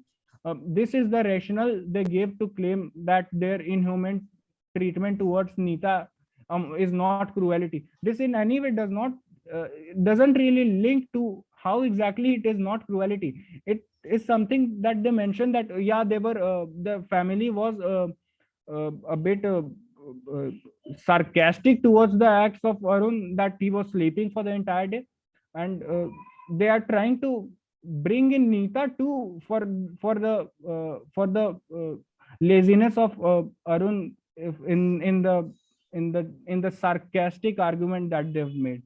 Moreover, Your Lordship, as I mentioned that the incident they tried to portray is as an accident. Given that there was an occurrence of blast, I mentioned that such blasts usually leave the body of victims shredded into pieces, or at least some body parts get mutilated, and nothing in the fact sheets suggests that such a mutilation was observed, or mauling of Nita's body parts were observed from the facts of the case. Your Lordship, this was a pure. This suggests that it was that it was staged to portray the killing of Nita as accident. Also, Your Lordship, there are evidences like the wound on the back of the head of Nita, and which suggests that there is this huge possibility that she was hit with the blow, that she suffered a blow on her head by some overt act of some human, and the accused persons were the best possible ones to under the radar of suspicion for our contention. Moreover, Your Lordship, the fact that the coincidence, the height of coincidence has been. Where do you get this that she was beaten on the back of her head? Where do you get this from? Your Lordship. Or is it guesswork? No, Your Lordship, it is mentioned in the moot proposition. If And you could, yeah, Your Lordship, if you could please refer to the last para of page number of page 2 of the moot proposition. Therein, it has been mentioned that Nita had a small injury on the back of her head. On the post-mortem report, it was observed. Your Lordship, Your Lordship, also this height of coincidence that has been pleaded by my learned counsel for appellants, that the accused were absent at the time of the blast, suggests that it's a pure made-up portrayal to justify the killing as an accident. Moreover, there was this hypersensitive chase or accusations on the chastity, as the blood in the nails were found, suggests that there were accusations on the chastity. So this in itself would be very erroneous on the part of the Honorable Supreme Court to allow such things to against the victim. Lordship, with this, if your lordships are satisfied with my arguments, I'd like to call my co-counsel to deal with the third issue. Just one question. You have not shown, that is why this the fingernails, the particular blood of these two persons were there. And that is second thing is, with regard to this dying declaration, she, that is, did not accuse Arun of something. Her dying declaration, that is, her looks did not accuse Arun of something. Sir, it has been mentioned, talking about the dying declaration point, as far as I can. She did not accuse. Your Lordship. In the particular facts, it is given that she did not accuse Arun of something. Your Lordship, I'm having the fact sheet in present of me, and the sentence reads as her looks did accuse Arun of something. I would request you to please recheck what the sentence. Remain to be recorded. Her looks did accuse Arun of something, but this part you have not. That is you have not. That is tried to show that is whether she could make a statement or not.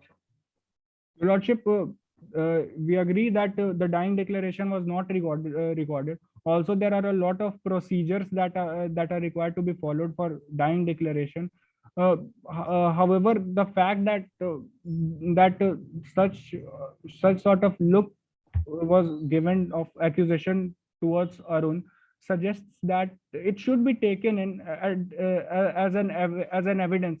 A mild one, we do agree. But it should be taken against the appellants, and that is exactly what the High Courts did. Your Lordship, also about the point in the of blood in the nails. So it's true that there was no DNA evidence, but this in itself suggests the same blood group. There is nothing that suggests that that was not the blood group of it. So if this point can favor someone, it is the respondents in whose favor the point has been made, Your Lordship. There can be a bit of doubt about this, but given the plethora of evidence. Okay. It's all right. Yes, Your Lordship. If Your Lordships are satisfied with my arguments, I'd like to call my co-counsel to deal with the third issue. Please. Much obliged, Your Lordship. It was a pleasure arguing before the court. Lordship, am I properly audible? Yes, Court Karim. Master, we are of the opinion that because the first counsel took a lot of time, which probably was not really justified, you must see to it that the second counsel tries to be as focused in his 27 minutes. Yes, So sir. counsel, be very focused in your 27 minutes. Yes, sir. Sure. If Your you Lordship, do feel I need to reduce my time limit as to compensate for the extra time the that my best, speaker was? you may do your best within your 27 minutes, but if you feel you're running out of ammunition, then it is advisable that you stop. I speak for myself and my co-judge because I feel that the first counsel took an inordinately long time after having lost steam. So you may also do the needful, take 27 minutes, but make it very focused. As it may please Your Lordship. Greetings to the honorable bench. The council has the humble pleasure of appearing before this honorable court. The council would be taking 27 minutes of the bench's precious time. The council seeks permission to move to the issue 3 if Your Lordships have no preliminary questions. Yes, proceed.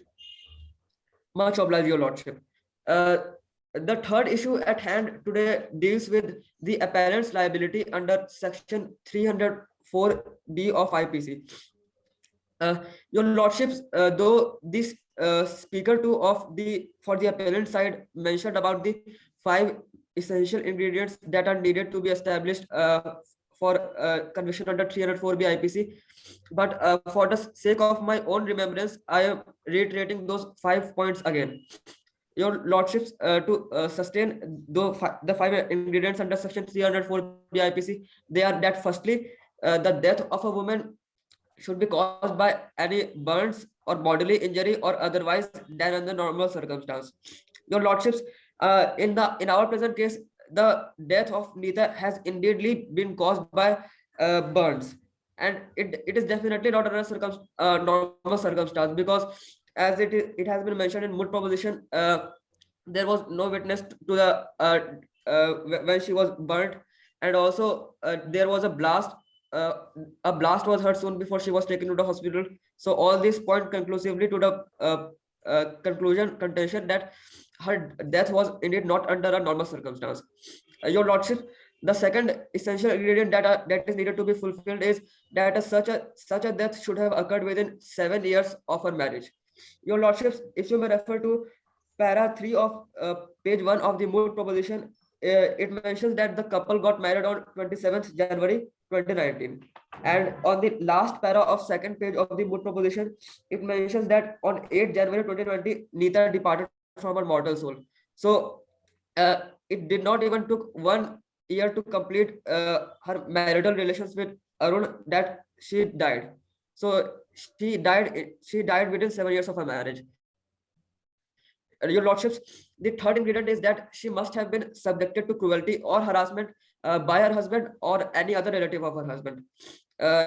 Your lordships, the fourth ingredient is that such cruelty or harassment should be for or in connection with demand of dowry. And last ingredient is that such cruelty or harassment is shown to have been meted out to the woman soon before her death. Your lordships, I humbly submit before the bench that the first two ingredients they are fulfilled, and my learned co-counsel has already dealt brilliantly with the third ingredient, that the appellants subjected the deceased to cruelty.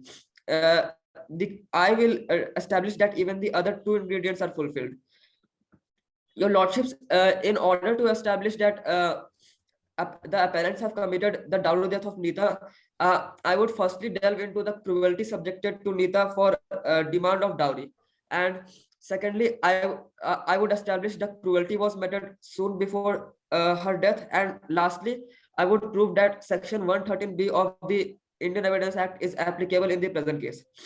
Now, your lordships, moving towards appellants subjecting cruelty to Neeta for demand of dowry, I would humbly submit that according to Section 2 of the Dowry Prohibition Act, dowry means any property or valuable security that is given or is agreed to be given either directly or indirectly by one party of a marriage to other party of the marriage, or by the parent of either party of a marriage, or by any other person to either party to the marriage, before or after any time after the marriage. Your lordships, I humbly submit that in the case of Raminder Singh versus State of Punjab, if you could refer to citation 51 of paragraph 9 of page 9 of the Moot Memorial, wherein this case this court has held that any demand of money, property, or valuable security which has a nexus with marriage, either directly or indirectly, constitutes a dowry demand.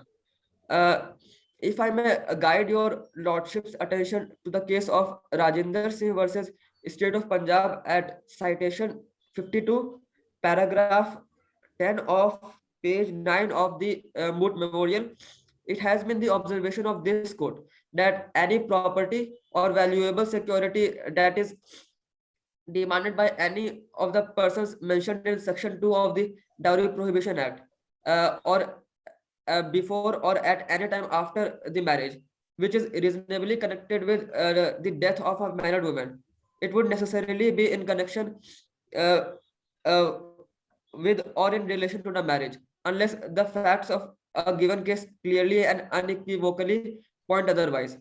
Your lordships, here in the present case, the properties in question, they are the flat and flat that Arun and his family consistently kept demanding from Ramesh and his parents, and it is also evidenced in paragraph 3 in page 2 of the Moot proposition. And the other demand that was made after the marriage was the transfer of ownership of stall, as evidenced in paragraph as evidence in Moot proposition. Therefore, both the ingredients of Section 2 of the Dowry Prohibition Act, they stand in present case fulfilled. Moreover, the property that was demanded, it was a demand for dowry. As yes, your lordship. Proceed, please proceed. Much obliged, your lordship.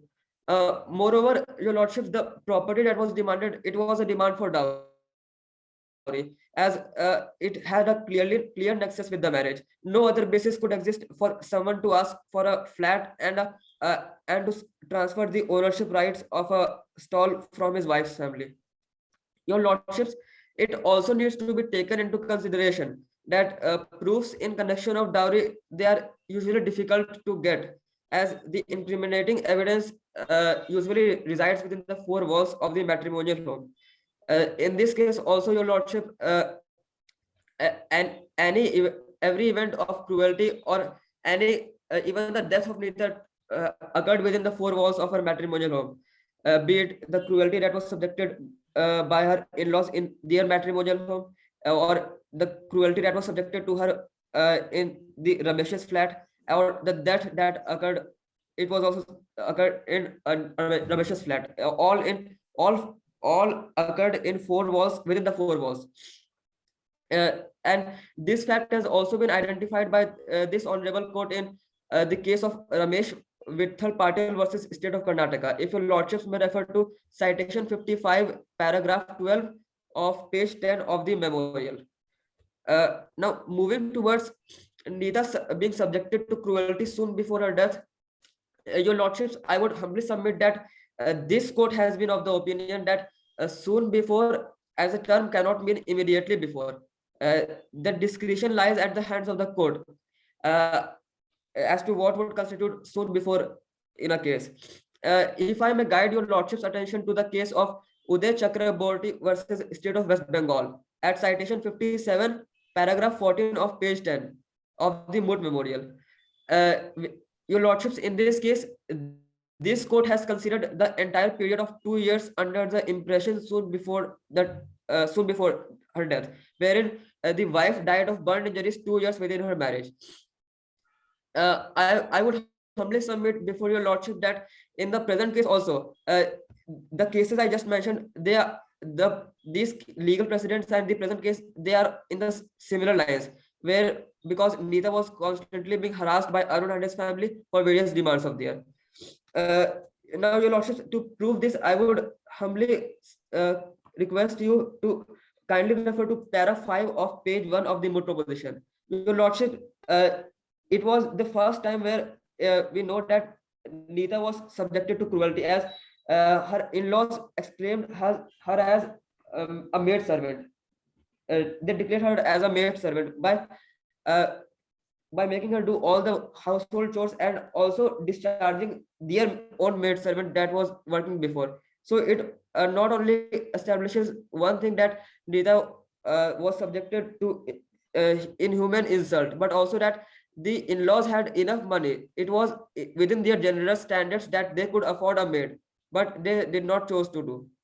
Your lordships, the second instance of cruelty that has been mentioned, it has been mentioned in para 7 of page 1 of the moot proposition.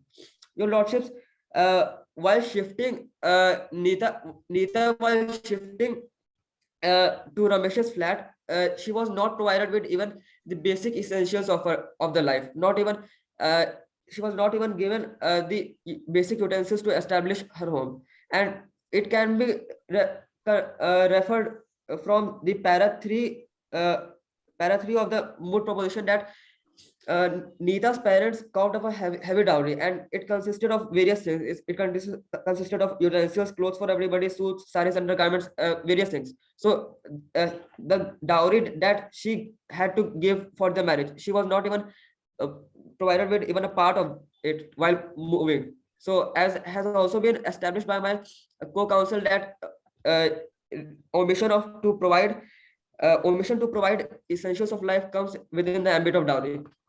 Also, your lordships, the next instance of cruelty has been mentioned in para 3 of page 2 of the moot proposition, wherein it is stated that there were repeated demand for the flat to be transferred to Anu's name.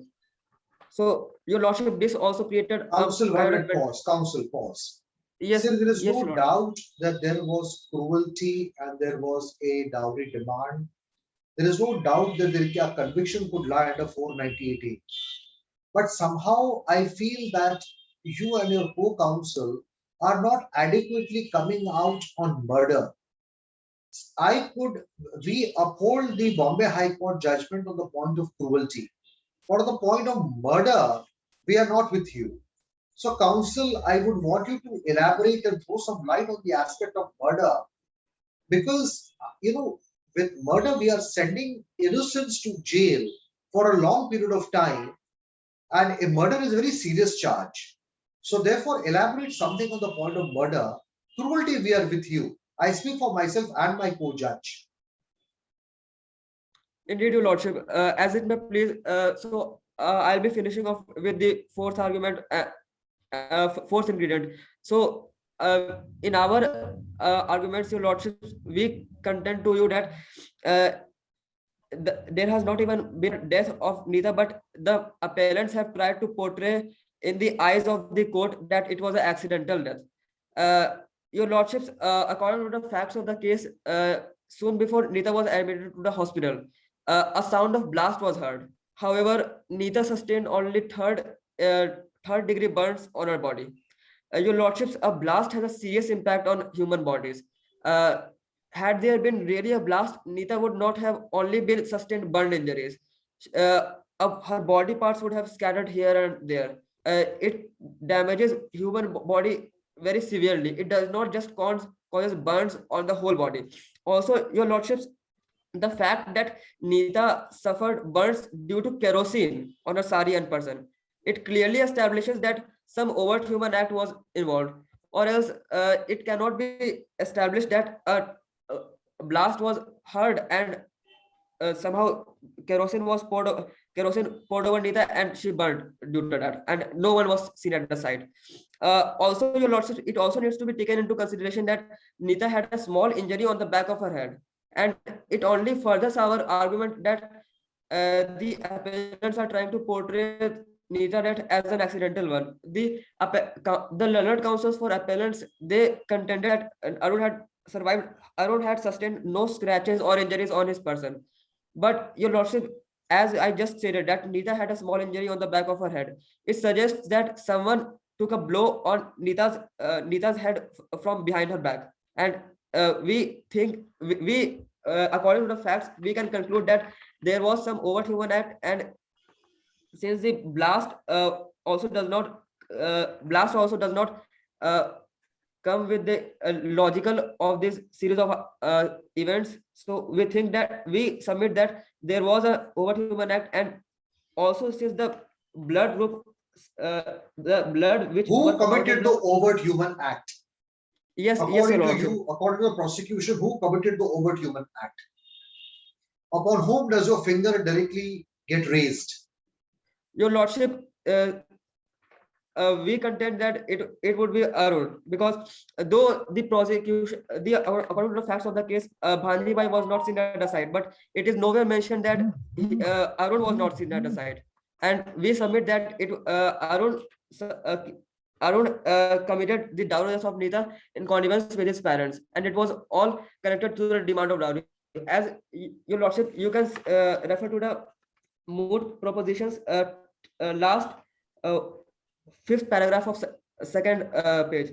It is clearly stated that when the moment when Arun's parents saw Savitri, that is the mother of Nita, they rudely declared that they will not foot the hospital bill. It only establishes the fact that they had greed from the greed in their mind from the day Nita arrived in their home.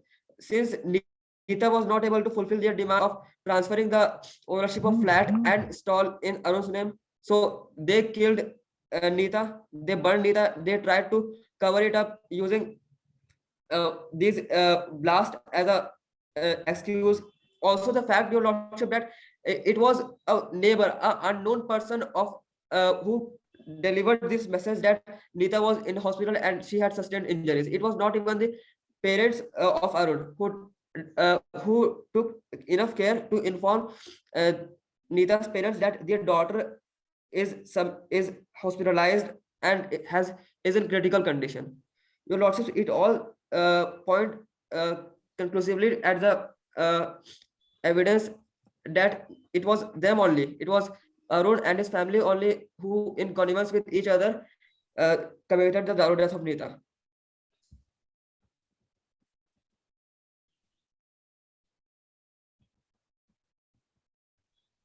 If Your Lordships are satisfied with this issue, may I proceed to the next issue? Yeah, please. Much obliged, Your Lordship.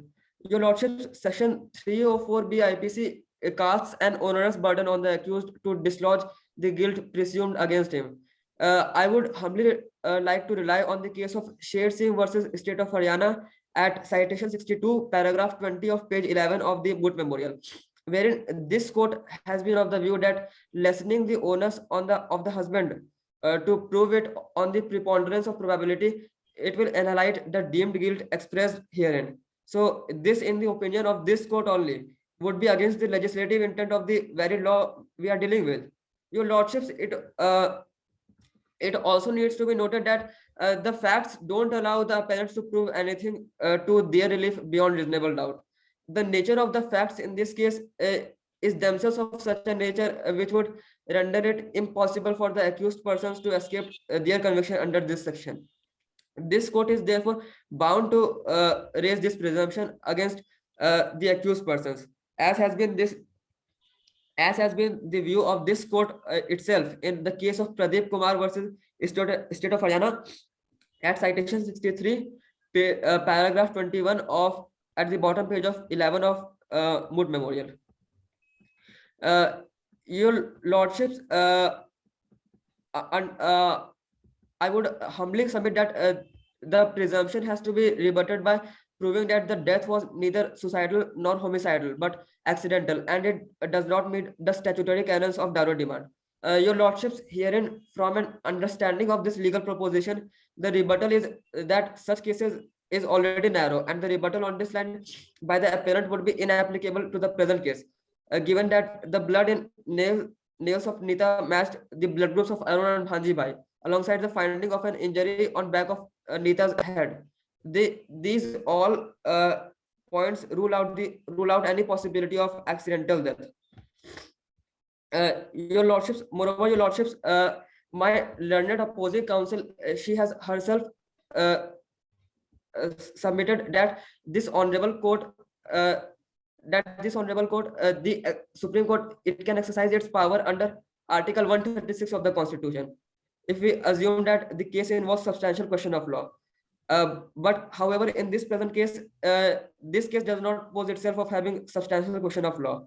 It is a case where the husband's family treated the wife as a maid, where she was constantly harassed to meet the unlawful demands of transferring the ownership of her brother's property to his husband.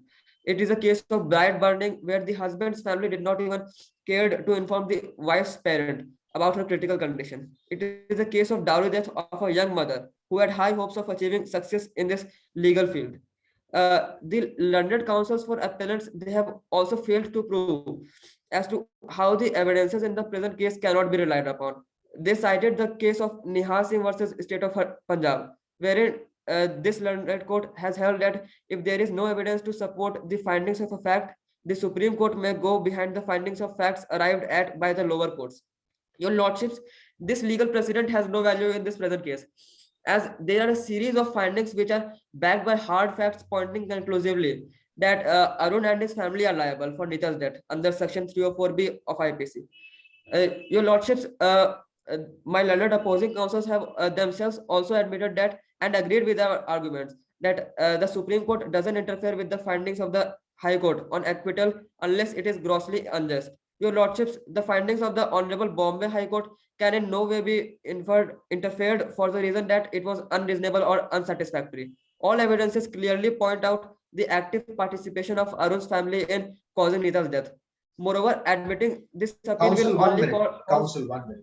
You see the link in the chain of the blast which caused the victim girl's death to Arun and his family. That link in the chain is not conclusively established. Therefore, as far as the link in the chain is concerned, how do you deal with this issue of link in the chain? Your lordships, according to section 113B of Evidence Act, if all the 5 ingredients of dowry death are conclusively proved, then automatic presumption lies against the accused that they have caused the dowry death. As I've already stated, but tell me, by legal fiction, you want us to send a family to jail for life? I mean, that is a preposterous proposition. That would be against the conscience of this court. Just because there is a deeming fiction in your favor You want us to exercise deeming fiction? Not fair. So give me a better argument than just deeming fiction. Your You lordship, understand deeming fiction? Do you understand yeah, deeming fiction? yes, lordship. That is, a law lays down a certain things to be an offense. But when it comes to imprisonment for life, we cannot use deeming fiction that casually. So give me a better argument than just cruelty. How do you link the blast to the fact that Arun or his family caused it? Indeed, your lordship, but it also needs to be taken into consideration that this court has been of the view that lessening the onus of the husband to prove it on the preponderance of probability will annihilate the deemed guilt. And it is, as I already mentioned, it is against the legislative intent of this law that we are dealing with. Also, All your right, lordship, as proceed. I already mentioned, Now conclude. I think it is time for you to conclude. much obliged, your lordship. The council would humbly request your lordships to seek permission to move on to the prayer. Yeah, please do that. Much obliged, your lordships. Therefore, in light of the facts of the case, issues raised, arguments advanced, and authorities cited, this honorable court may be pleased to adjourn and declare that that the special leave petition is not maintainable under the jurisdiction of this honorable court, and the order of the Bombay High Court should be upheld, or pass any other order that it may deem fit in the ends of justice, equity, and good conscience, all of which is most humbly submitted. It has been the humble pleasure of mine to argue before this honorable court. Thank you. Just one question. That is, you have Indeed, Your not Lordship. explained who took the woman to the hospital. If the husband was interested in killing, why he was there present in the hospital to, that is, see that she comes back to life? They were present in the hospital. Your lordship, it I would humbly submit that there is no mentioning of in this moot proposition that it was the husband who took her to hospital. It is also only mentioned that he was present at the hospital when Nita was in critical condition. It has also been mentioned that their neighbor saw the quarrel, noticed the quarrel, and it is another neighbor who called Nita's mother that she was admitted. So this in no way, if it was Arun who had taken her to the hospital, he would have immediately contacted Nita's mother about her daughter's critical condition. because But she was it busy was not, taking- and it was. She was busy taking to hospital, so he could not inform the mother. Your lordship, it doesn't even actually show us that he was concerned in any way, because if he was concerned even a little bit, he would have stayed there all the time. But he along with his parents, they rudely declared that they will not foot the hospital bill. We can easily just conclude that how cruel he was, that he had just a small child, Tejaswini, who was merely 1 month old, and he went to such a length that he was ready to make her a half orphan without a mother. So these all point conclusively to the fact that it was not him who took her to hospital, and it is him only that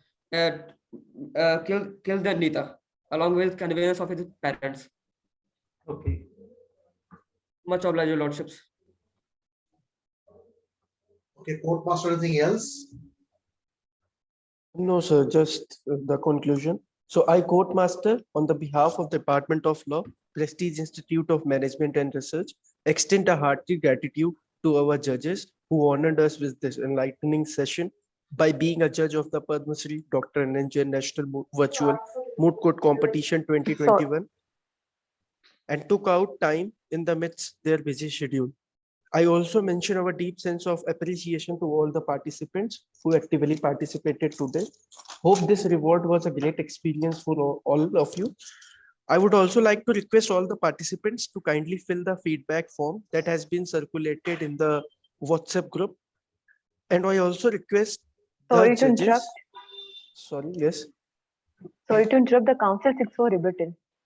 The rebuttal round is actually should be granted at the discretion of the judges. So the judges, if you are requested for the rebuttal round. My brother and I would have want to know how much time will you take? So 5 minutes. Very well. Do I request my learned co-judge, my brother, to give them 5 minutes indulgence? Yes, Thank you. I agree. Okay, Much proceed. obliged, Your Lordship. Much obliged. Your Lordship, the first question is that the council on behalf of respondent have said that the SLP is not maintainable because the SLP is maintainable only on the grounds of exceptional circumstances. So council on behalf of appellants wants to know what are exceptional circumstances, and in this particular case, the life of a 25-year-old person is at stake, his whole family is at stake, and the reputation of family is also at stake, and at last, the life and upbringing of a 1-month-old girl is also at stake. If this is not the exceptional circumstances, then I'm scared what will fall under the ambit of exceptional circumstances. I would like to know the answer of this question. And secondly, the learned council said that if there would have been a blast, then the body of Nita should have been shredded into pieces, and we are cooking up the story. So, aren't they raising question on the investigation report? Your Lordship, the council also like to ask a further question. First of all, the council on behalf of the appellant would like to clarify that the council have never questioned the chastity of the women. Respondent was never questioned by the council on behalf of the appellant. And second, Your Lordship, if as contended by my learned counsel that there was as provided in the moot proposition itself that there was a blast, as stated on para 16 of moot proposition, so it can't be refuted that there was no blast. And secondly, there was a blast which caused third degree burn to the respondent. Then, if anybody else would have present there, how can that person escape any single injury as revealed by the investigation? So that clearly rules out the participation of the appellant in causing death of the respondent. And secondly, Your Lordship, as contended by my learned counsel, that Arun's family would visit them on the Sunday as freeloaders. But Your Lordship, Nita's family too visited them on every Sunday. So how can one family visiting their son can be considered as freeloaders, whereas on the other part, respondent family was not considered as freeloaders? Why there is disparity? Just because they were not in a good financial position and other party was financially bailing them out? Can this be a contention for telling them as freeloaders? Okay. So, Court Master, do we have the permission to conclude? Yes, sir. Yes, sir. Your Lordship, if we are given a permission to offer sir rebuttals, No, not necessary. Under the rules, no. as please by Your Lordship. Okay. I thank my co-judge, Professor Lalit Kumar Dev, and all the participants here, all the officials here. It has been a pleasure and an honor to be judging this moot court. And court master, this Shivam Sharma. Within the next 5 minutes, you will get my results from my side by email. Okay, sir. Thank you, sir. Thank you so much, sir. Thank you. Thank you very much. Okay, permission to sir. leave. Thank you so Thank you, sir, much. for being here with us and taking out time from your busy schedule. We really appreciate it, sir. The honor is all mine. Thank you so much. Thank you, sir. I request all the participants to kindly leave the meeting. No. Shivam, just give me a moment.